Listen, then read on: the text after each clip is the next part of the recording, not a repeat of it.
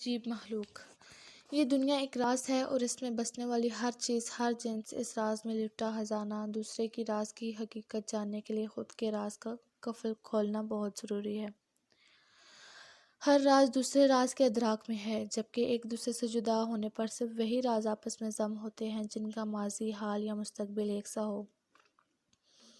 خدا نے اتنی مخلوقات میں ایک عجیب مخلوق بھی پیدا فرمائی جس کا ضرب باقیوں سے کافی اونچا ہے۔ اسے مقام ماں کا دیا۔ عورت کسی بھی فطرت کی ہو، مگر ماں کے روپ میں ڈھلتے ہی وہ عجیب رویے کی حامل ہو جاتی ہے۔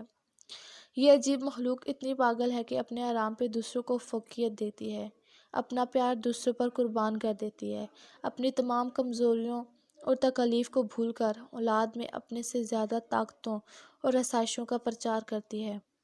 بھلا اس دنیا میں ایسا کون کرتا ہے کہ اپنے سکون کو چھوڑ کر دوسروں کی بے سکونی کو ترجیح دے؟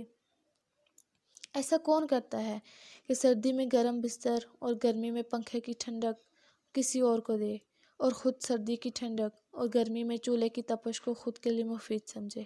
یہ مخلوق خدا کی رحیم صفت کا عملاً نمونہ ہے۔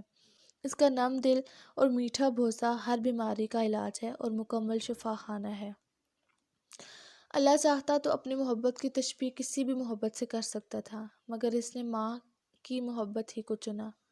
تمام تر حامیوں کے باوجود اولاد سے محبت کی شدت میں کمی نہ لانا ہی تو خدا سی محبت ہے جو اللہ نے ماں میں رکھی ہے۔ آخرت میں جنت تو بجا، مگر دنیا میں اس کا آنچل اولاد کے لیے وہ جگہ ہے جہاں وہ تمام غم بھول کر خالص محبت کے شہد کو چکھتا ہے۔